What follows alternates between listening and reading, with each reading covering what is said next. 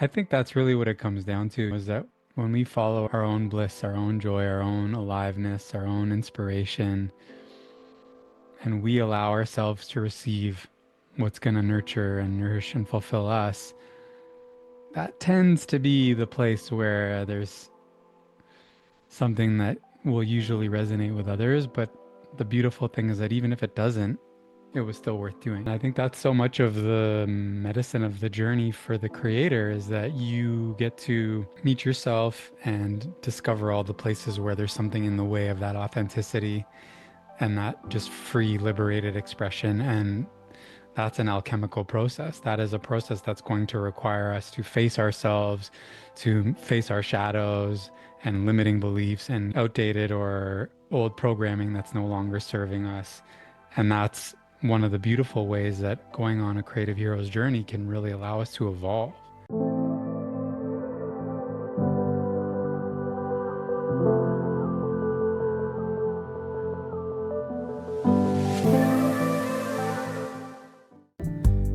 I'm open, I receive all the goodness coming my way.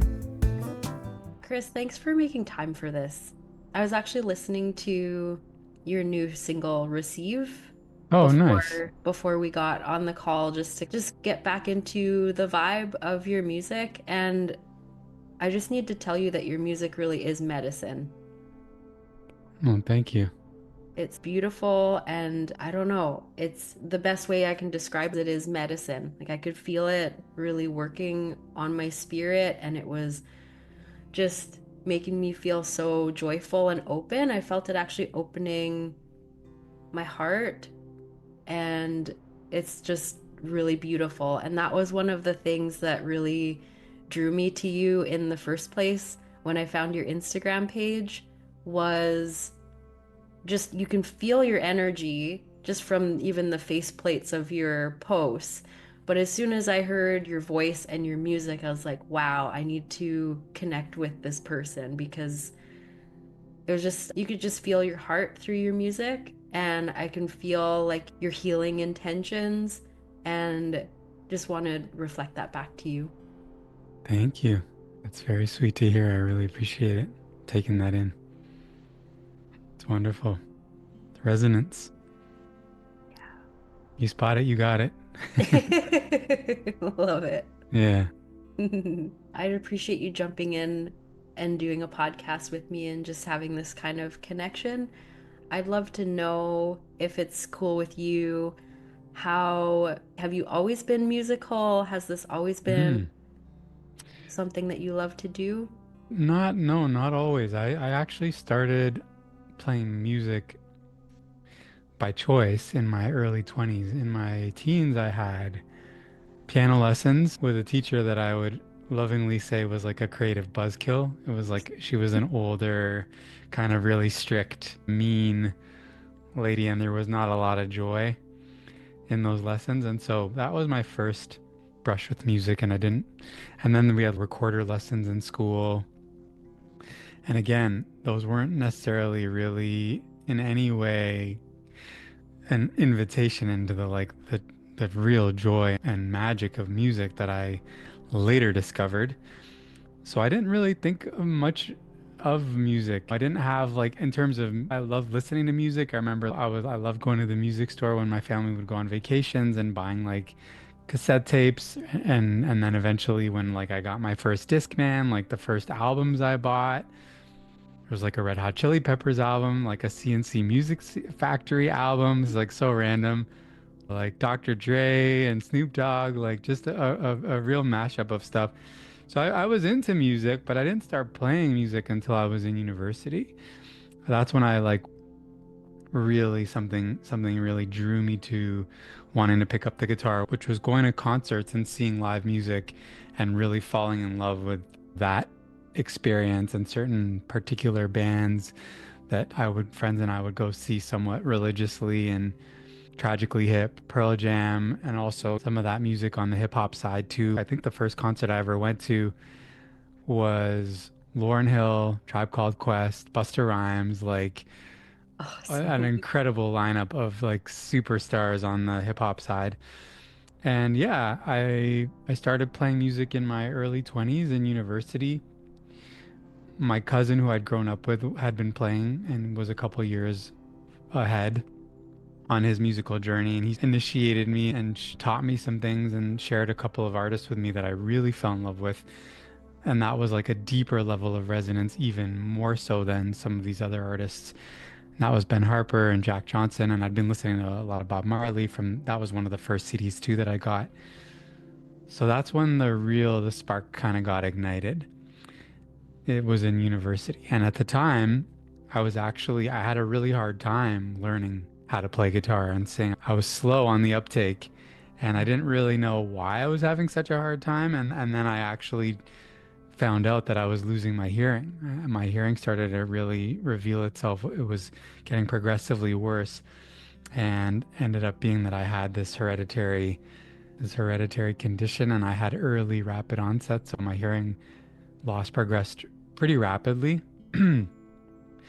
And that was all right around the time that I started playing music. And then I ended up meeting this amazing doctor who knew exactly what I had and knew what to do and ended up helping correct the situation. I had surgery actually on both ears. And so when that was all said and done, it was like getting my hearing back was like even further amplification, confirmation, just ignition of this like fire for music and starting to really pour myself into learning these songs and learning how to sing them and being able to in a way that I wasn't before because my hearing was affecting my ability to learn. So that was like I'd say a real divine orchestration to make sure that I really got it. And that's how the journey started. That was 20 something years ago. Wow, what a gift. Yeah. Yeah. It was a really powerful opportunity to see that challenge and difficulty and things that are not inherently good on their surface can come with a silver lining and with an opportunity to really open to something that otherwise might not have been available. Hmm. So, yeah, I'm grateful for that experience. And that's how it started. Wow. And you can tell, I can hear the influence and the inspiration of your favorite artists, the Hmm. Harpers, and your music has so much soul. And I can hear different genres melding together, and it's really cool. Yeah, how did you I'd love to hear your experience of that first time that you saw that music was really a healing force and how that started coming out of you, because I know you do a lot of affirmation tracks as well. Yeah. Yeah, I think that was something that I experienced before I could really understand or name what it was. And I do remember the first time it was at a Ben Harper concert in Toronto and there was just like a certain electricity and magic in the room and a real like sense of like just this unifying experience that we were all partaking in, this like sacred experience. And you know, I'd say Ben Harper really approaches his music in that way, even though it's maybe more so these days considered more popular. I mean, it's still pretty grassroots, pretty eclectic. And that's also where I got the inspiration to really just let every song go wherever it wants to go in terms of style and not necessarily be limited to one genre or one style of music. You listen to a Ben Harper record and it's reggae, folk, blues, soul, gospel, and all those styles of music really appeal to me. And so I've never really limited myself either. In that sense, I've been really interested in learning all these different styles of music and types of songs. And so I remember that concert was a real moment of something in me was like, I want to create these kinds of experiences for people. There was something like, there was that sort of not just being a receiver, but also something igniting in me being like, I want to do this on some level, in some way, shape, or form. So that was the first time that really showed up. And then I think over the years of creating music, sharing it, doing all the things to create a career out of it, to really pursue it beyond just a hobby and interfacing with the music industry and the way music is consumed and the way that that sort of that whole world is constructed, I think drove me more and more into this purification of why am I actually doing this? Because I feel like I'm getting further and further away from the initial love that I had. And there's a lot of things that are just hoops that you have to jump through and ways that the sort of the industry and the sort of typical ways in which music is created and consumed, or at least was, don't really have anything to do with that medicinal quality, that healing intention, which was really at the heart of why I started playing music in the first place. And yeah, I'd say over the course of my creative journey, that just became more and more of a clear intention and focal point and desired come from. And that was the North Star that was guiding me along the way and shedding layers of maybe what I took on or what I believed needed to be the way that I approached it. From including everything to like the idea of just like performing. I don't even really like the word performing. And even the way that in a lot of settings, there is an entertainment component, which I don't, I appreciate that. I have that in me as well. But just the way in which there's this like division between the artist and the audience and the people on the stage and the people who are coming to participate. And so much of what I am drawn to is about breaking down those barriers and getting into this sort of unified oneness experience where it's more akin to sitting around the fire or being in circle, even if it's hundreds or thousands of people. It's not limited by number, but it's more just in the intention. And yeah, there was definitely some defining moments of just like really being frustrated with trying to make something out of this deep passion that I had and being frustrated by it and then being driven to the point of maybe I'm not even meant to do this anymore. And just like really just giving it up to God and asking for guidance and just being like, do you want me to keep doing this? I just want to be used in the best way.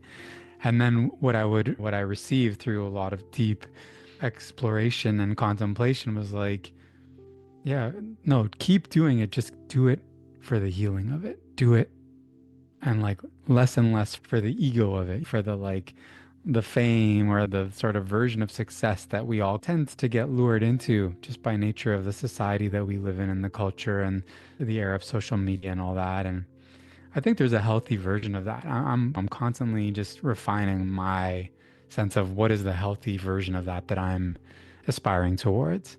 But yeah, that's what I would say in terms of your beautiful question about the healing.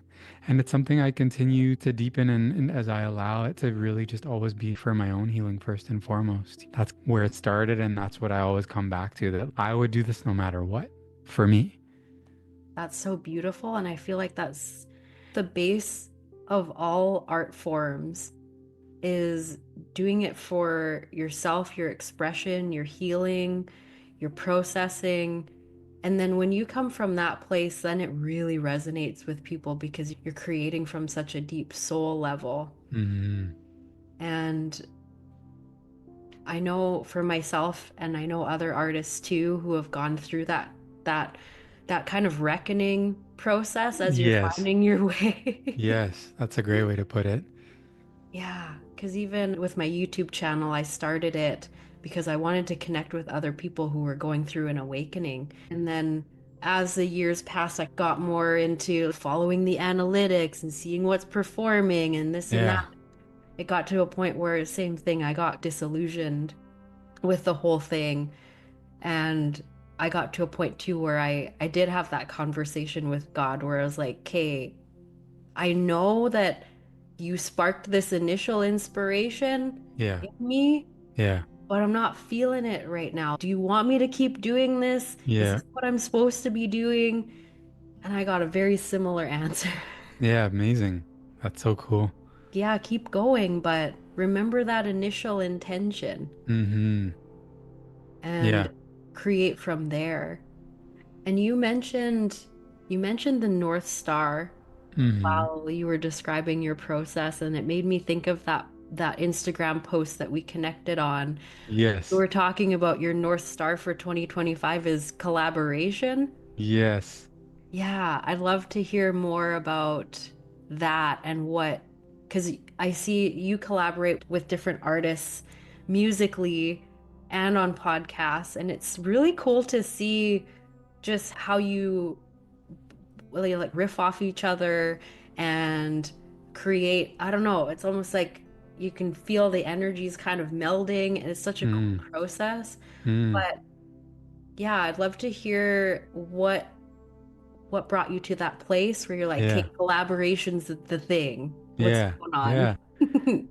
Yeah. It was just like a whisper that got louder and louder as I was feeling into what was really alive and was going to really nourish me this year. And it's really evolved into something so much bigger than what I even thought. I think the initial inspiration was just a real recognition of the fact that a big part of why I do what I do, aside from, not even aside from, a really big part of it is just a desire to connect, to be connected, to connect to that source of inspiration, to be connected to myself in some way, and to connect with others. And somewhere along the way, I guess I didn't fully realize that I adopted a bit of lone wolf mentality, not even so consciously. And I think I was somewhat protective of my art because it's very sacred, it's very intimate. But in a way, I long for the experience of connection and collaboration. But on some level, I think I was blocking it and I was not fully willing and open to let other people in. And I was very almost like selective, but not in a like really open kind of way. And so just embracing that idea felt like really juicy and started to draw me towards it. And then, yeah, I put it out there and then I started to just really get curious about like all the different forms of collaboration in all the different areas of my life. Whether it's like a conversation being a collaboration or making a meal with my wife. And of course, the more literal examples. And another cool thing that maybe is what you were referring to is I started doing these Instagram remix reels where I'm basically just collaborating with other artists who they're not even it's just me choosing to be in a collaboration with their work and using my voice and learning their songs. And I've been having so much fun just doing that, like immersing myself in someone else's song or melody and like coming up with a harmony, coming up with a part. And I really have benefited from this like North Star intention in such a bigger way because I feel like the floodgates have really opened and there's just this like real abundant flow of collaborative energy just like really permeating my life right now and it's healing me. It's really nourishing me in a place that I feel like the light hasn't shone in a while because I just like I said I was protecting that place unknowingly and now the energy of collaboration and connection and the love and joy that I'm experiencing is reaching that part of me and it feels really wonderful. Always, like I said, my musical journey started in collaboration with my cousin, and it's always been about that. It's always been about that. And a huge part of my offering is really getting everyone to use their voices together. And those are always my favorite moments. And so I think there was just an aha. There was a realization that there's something really here that I feel I keep looking at my list of wishes and it's like all these collaborations and so I'm gonna really go towards that. And I had a few close brothers that I'm in a men's group with that we were all kind of chatting about our intentions for the year. And they all were like, yeah, collaboration feels good for you. I would like that feels like a good edge. It's going to stretch you, but it also feels like really rich. So I've been following it and we're only a couple months in and it's already just been such a wonderful intention that has yielded a lot of fulfillment. That's beautiful. Yeah. Thanks. Thanks so much for, yeah. And that's how we connected, right? It's just like being open to these new connections and how they can show up and having conversations and just like you said, it's just like a weaving of our energies. And that's a beautiful thing. It really is. And your story really resonates for me too, because I was in a similar place before I started really focusing on collaboration. I was like, I got to a point where I was like, yeah, this is cool, but it almost felt like I was in a little bit of an echo chamber Yeah. of my own stuff. Yeah. And that's when the idea for this podcast started. Mm. I want to bring some other perspectives to the table and I want to reach out and connect with other people. And I did not expect for this to be such a healing process for me after being such a lone wolf for so long. Wow.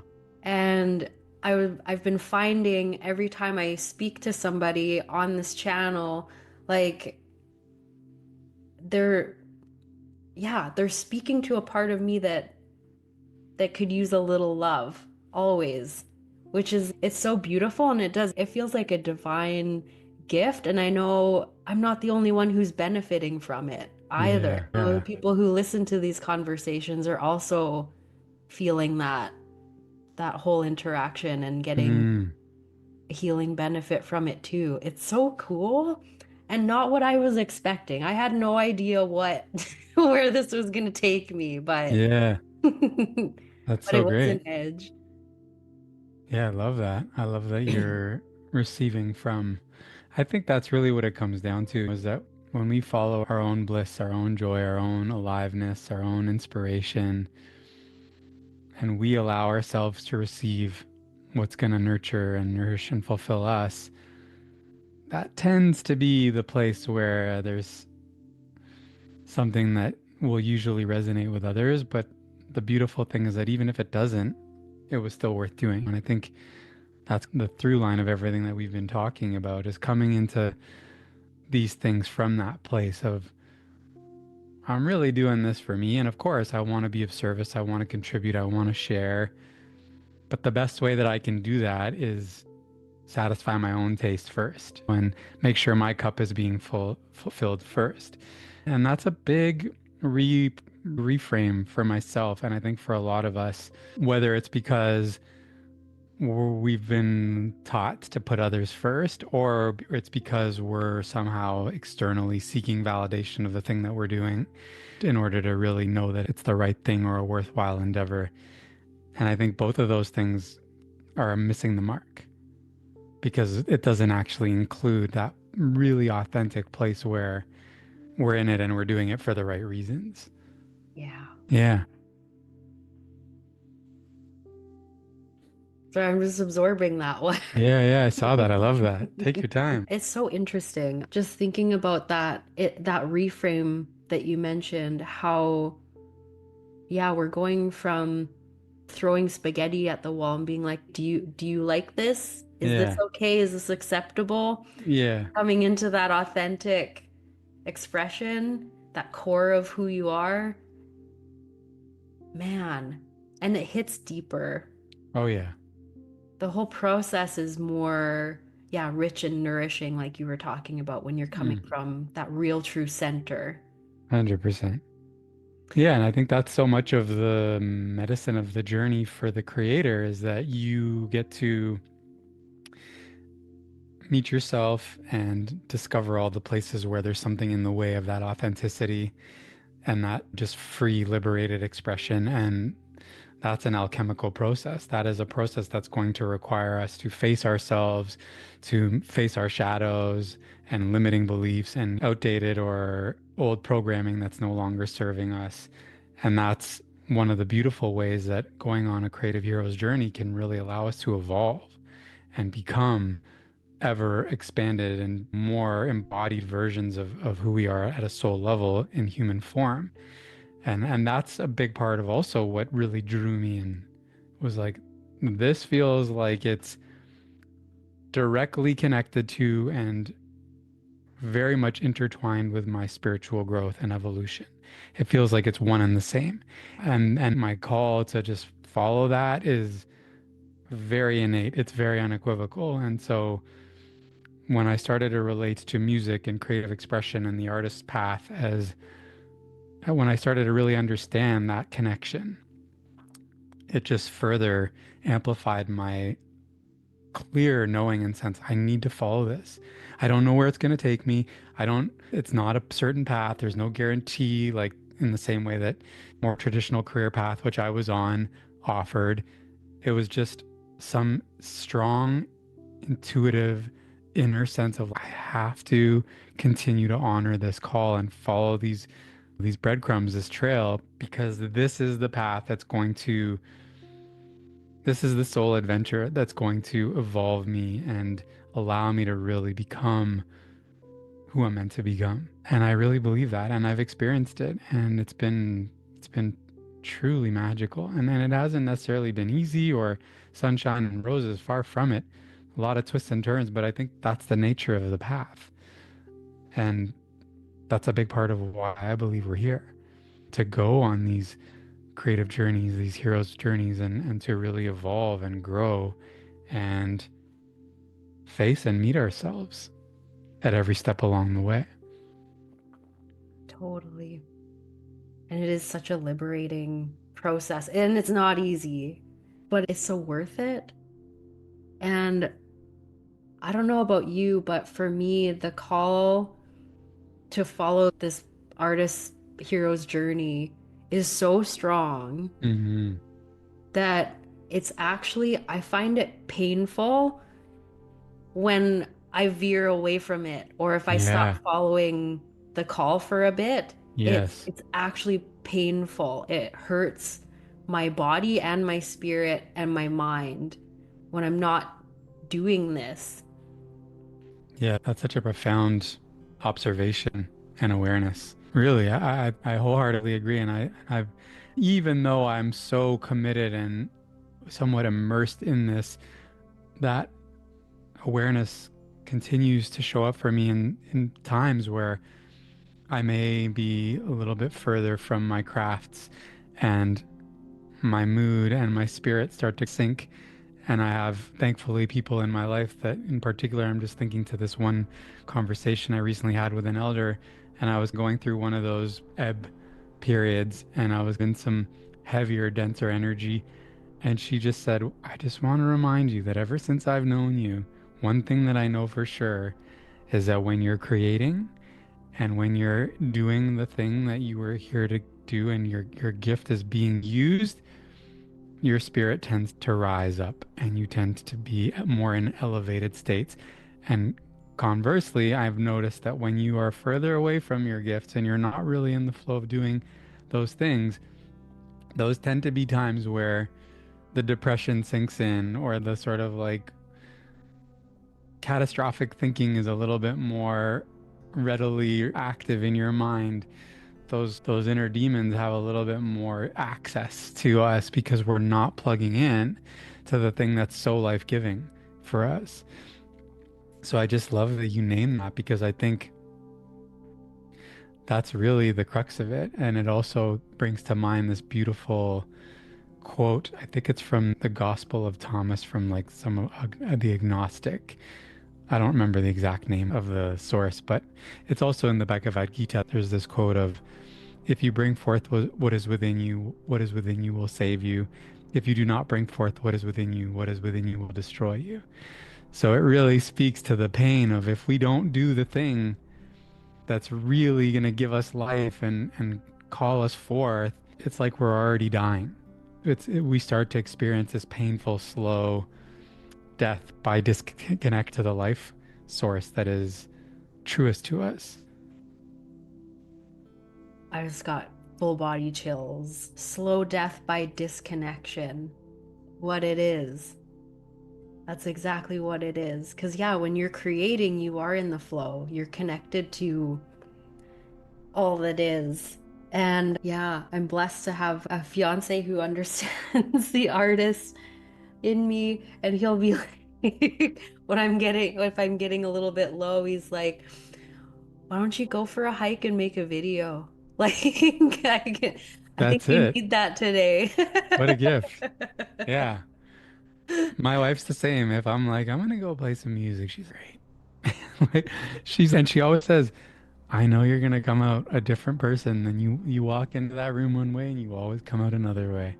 No matter what I'm taking in. That's so great. I was just quickly looking up to see if I could find the name of that source, but it's the Gospel of Thomas anyways for that quote if you want to look it up. Okay. And I can share it with you after as well. Yeah. Could you say it one more time, Yeah, please? it's if you bring forth what is within you, what is within you will save you. If you do not bring forth what is within you, what is within you will destroy you.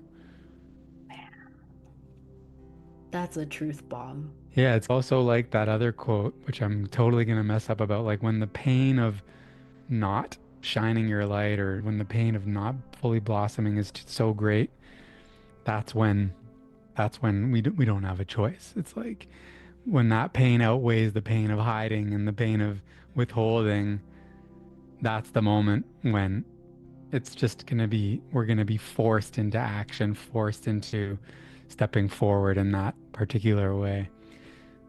And I think that can be true for people that are not in even in contact with some avenue of expression or some creative flow. And it like we're talking about, it can be also equally true of somebody that knows full well this is where I get my nourishment. This is where I get my sustenance and fulfillment. And yet, why am I not doing it? And how Right. long, how far away from it do I have to get before I remember, oh, just go do the thing that's gonna that's gonna nourish you. Like going to the gym. You don't always want to go. It's such a cliche analogy, but it's so true. You're always gonna feel better after. 100%. Yeah. And so I think of this for the spirit and the heart as that is for the body. It's the equivalent. Yeah. And I feel like it's a very human thing. Like I know we're talking about like the artist experience, and I feel like a lot of people they're like, I don't draw or I don't play music, so I'm not an Yeah. artist. Yeah, yeah. And I gently call people on that because I'm like, to be a human is being an artist. You are a creator because you're alive. It's 100. our innate nature to create something. You don't have to draw, but maybe you're an excellent woodworker or Mm-hmm. welder or something. Or a Something, parent, right? caretaker. Yeah, I wholeheartedly agree. I think that's a huge part of my ethos and my mission is just because that was me. I didn't think I was an artist. I didn't identify as an artist. I didn't think I could play music or that music was for me. And I realized actually this is like a gateway to my soul, to my essence, and I was totally disconnected from it. And I've used the term artist very loosely, meaning that I'm talking to everyone when I say that. And I think that's literally interchangeable with soul, who we are as a soul. And the soul, when I say we're going on a soul adventure, going on a creative hero's journey, it's the same thing. And the hero's journey is becoming the best version of ourselves. What we make is the means to that. And it's like it's what we're gonna, it's part of what we may leave behind is what we created, but it's also just who we got to become in the process and what we templated through that process for the people in our lives and the people down our line of our lineage, whether that's our children or next generations to come. Yeah. Mm. Yeah, becoming the most authentic version of yourself. Yes. And I feel like that's when people are the shiniest, is when they're being themselves and being authentic. Because then when you're in that space, it's like you are directly connected to source. You're just an open channel to the highest kind of energy when you're just being authentic. Yeah. I think there's a certain, I've been playing with this idea recently because I follow a couple people that I find are really great avatars for this and really embody this authenticity. And they are very clear and beautiful channels, and yet they're also very much who they are. There's a real sense of the person as well. And I think why that is because they're so freely and willingly allowing the parts of them that are so quirky or unique to also have a voice that there's no clogs in the channel. So they're funny, they're loud, they're weird, they're this, that, and the other, and all that gets to have a voice and all that gets to be shared. And so the channel is just like fully available. Versus if we have this idea that this part isn't okay and that part isn't okay, and we're always self-censoring, right? And we only are trying to express one particular frequency or tone or one kind of flavor that we deem is going to get us love and approval, then the channel isn't really open and it's not really clear because there's a lot of control and a lot of censorship happening. Mhm. And yeah, this is something that I'm also very fascinated by, and something obviously that I've come across in my own journey to free my own voice and open my own channel as an artist, as a singer, as a speaker, and also in the work that I do helping others open their channel and free the voice. And it's not about technique, it's not about that's a thing, being like a great technically proficient singer or speaker, but it's the endeavor to just be freely expressed and authentically expressed is really about just our ability to integrate and welcome and embrace and love and accept all parts of ourselves and let them have a voice in sometimes maybe in the appropriate time and space, but that they get to have a voice, whether that's going into the forest and raging it out if that's what needs to happen, or being super silly and quirky and just like letting your goofy side have its day in the sun. All of it is just a means to allowing ourselves to come into a more whole, embodied expression and of who we are. And then that is also, I think, the disposition where the channel can really be used in the most aligned way that it was intended, because we were created with all those quirks and idiosyncrasies and things that make us special. So that unique expression can come through us in a way that it couldn't come through anybody else. So the more we're making that whole palette of colors available, the more we can be used in a way that is specific and unique to us. Yeah, the whole palette of colors, Hmm. and not just the primary Yeah, color. yeah, that's it.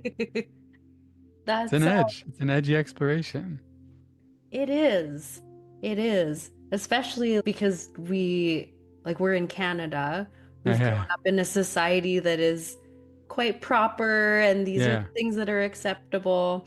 Hmm. So I'm finding in my own personal journey, I'm finding my edges and kind of have a voice. And that's so what that looks like. It's been funny. I started taking singing lessons last year, and Nice. it cracked a bunch of stuff open.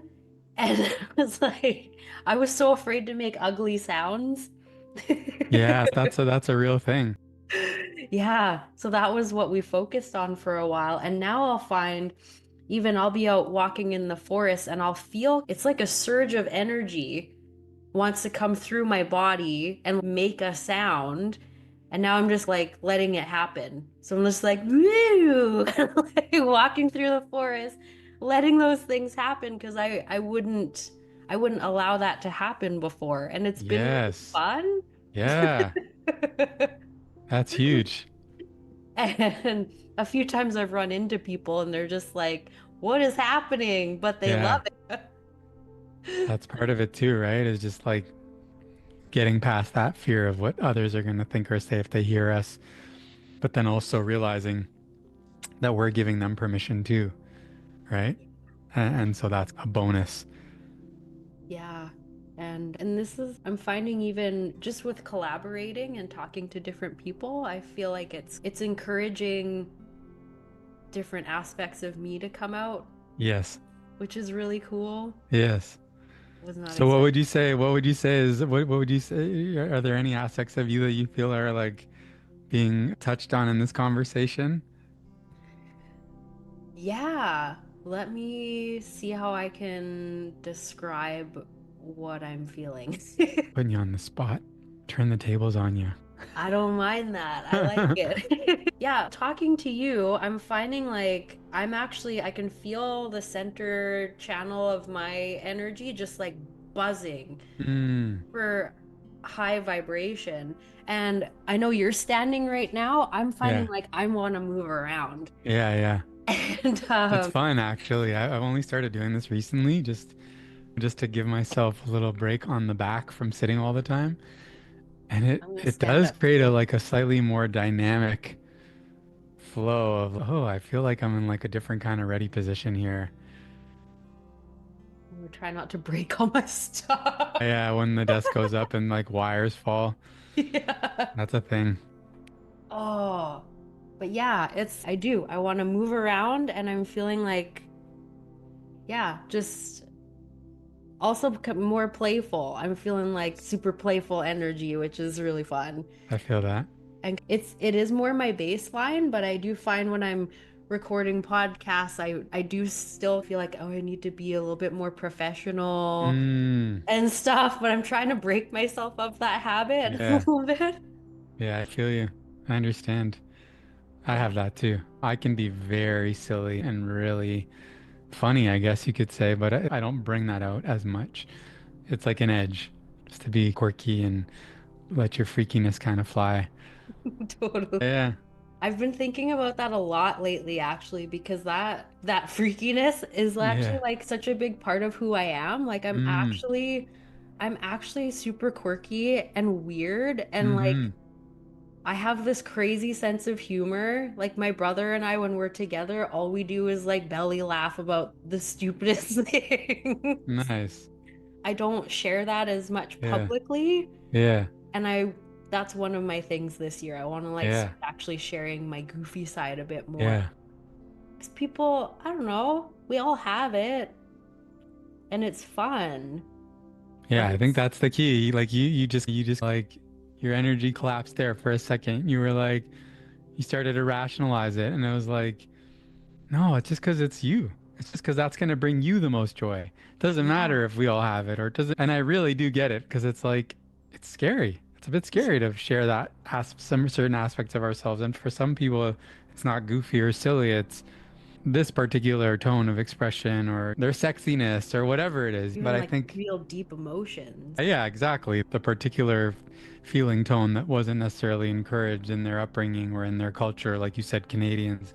If you think about like the British culture, and they're very also very proper, and there's a dry sense of humor. And if you're tuning in from the UK and that doesn't resonate with you, you can correct us in the comments, correct me in the comments. But yeah, I think there has to be certain willingness to like not let it be about them. It has to be first and foremost for us, which is what we've been talking about even this whole time. And I think it really comes into play when we're talking about accessing and exploring these parts of ourselves, these aspects of ourselves that are a little edgier.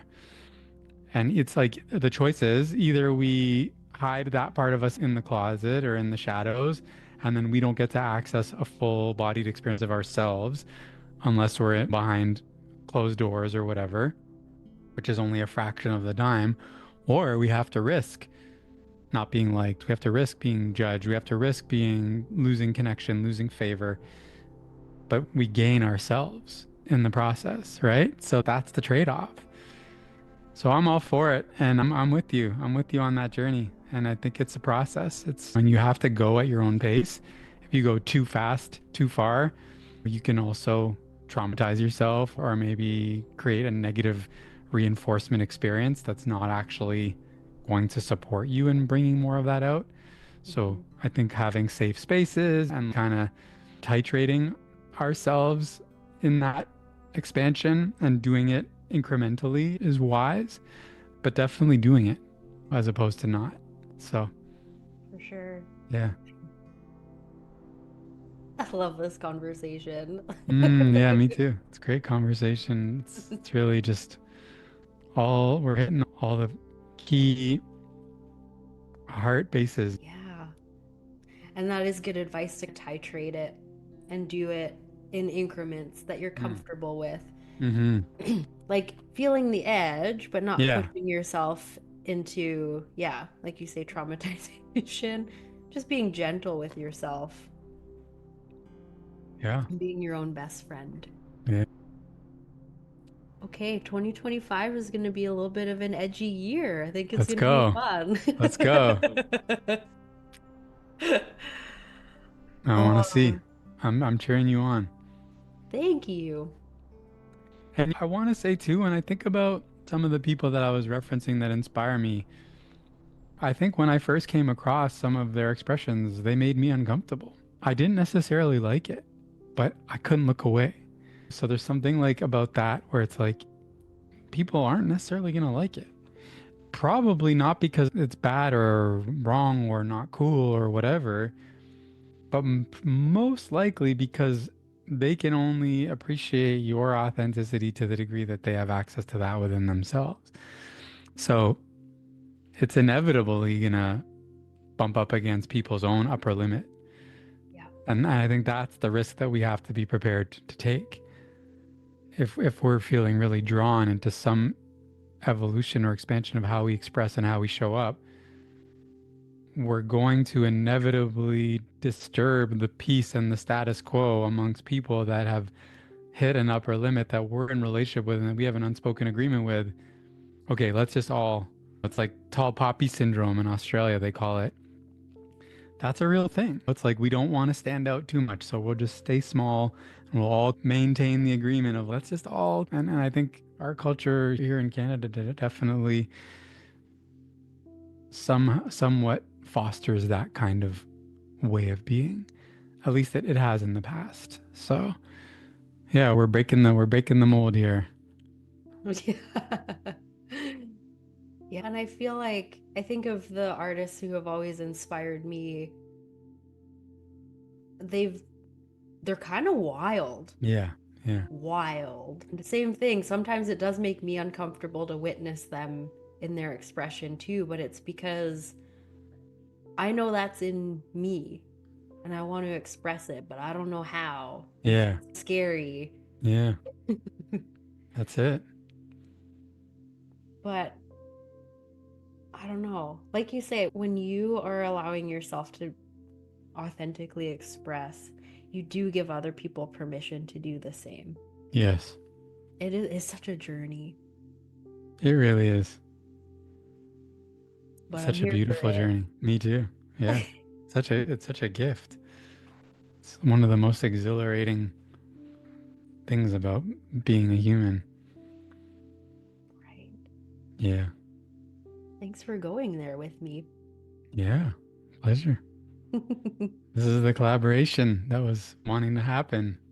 We Yeah. touched on some really key themes and it's really great reminders and reinforcement for us. And yeah, for anyone listening, wherever they may be on their journey, I think there's something here that is truly universal and that can be supportive to wherever, we may find ourselves. You may find yourself on the path to know that it's something that we all go through. We're in it together. There isn't truly any lone wolf unless one chooses to be. But when we plug into the knowing that there's something very universal about what we're going through, then we're instantly connected to everyone else who's going through their own version of that as well. Totally. Yeah. For some reason, that just made me think of I was looking at your website before this and I saw Follow Your Art. Uh-huh. Yeah. Can you tell us a bit about that? Yeah. Follow Your Art is essentially an online program that I created that is the distillation of everything that I've learned over the course of my journey as an artist.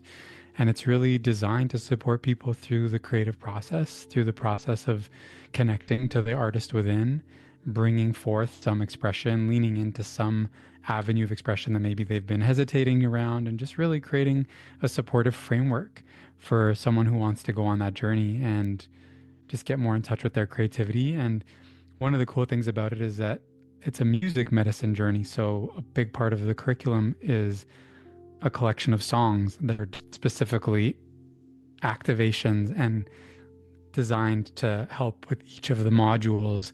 So it's pretty cool. It's pretty cool. And it's a powerful and fun way to meet yourself, meet your inner artist. And yeah, we talk about all these themes. We talk about collaboration, the alchemy, making room for magic, and just being willing to start from where you are and finding the courage to go on that journey, to take that leap of faith. And yeah, it's something that I put a lot of love and heart into. And it's definitely a wonderful way that I can continue to offer what I've taken from my journey to anybody that wants to go on that journey themselves and just feel held and supported. And there's artwork at the end of each module and all. It's a really beautifully crafted experience that you can go through on your own self-study. And the idea being that if you follow your art, if you follow the calling in your heart, you follow the nudges and the whispers, that is going to take you on the path of your highest becoming, of your highest fulfillment. And that's really what I've come to learn on my own journey. And that's really what I'm a stand for and an invitation to others for, and here to support others on through my music, through my offerings. And yeah, follow your art is very much the distillation of that and a container to support people going on that journey. That Yeah. is amazing. Yeah. And Thanks for asking. yeah, for sure. And people can find, I'll put the link to your website in the description box, in the comments. And where else can people find you? That's the best place in terms of a central hub, but I'm pretty much on all the platforms. If you want to listen to the music, it's on Spotify, it's on Apple, it's on all the streaming platforms. I also have a lot of stuff on Insight Timer, which is exclusively on that platform, more like music meditations, and on all the other channels, YouTube, IG, etc. But yeah, the website kind of houses it all. And then, yeah, I also do a monthly live stream on Insight Timer, which is free to join. You don't need to pay to have a subscription, it's a free membership.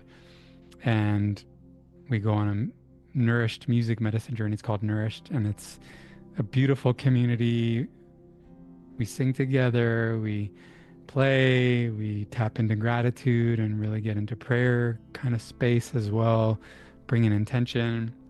And those are really wonderful. So if you want to connect, come hang out at a Nourished. If not at an in-person gathering in Toronto or in BC later this summer, I'll be, and then in Europe. All the dates are on my website. And yeah, it's always nice to connect in the flesh. All Awesome. right. Thank you so much, Chris, for being here today and sharing, just sharing space. It was Yeah, beautiful. thank you so much for the invitation and for the beautiful conversation and connection. It's a pleasure. Awesome. And we'll put all of Chris's links in the description box so you can connect with him easily. And we'll talk to you all soon.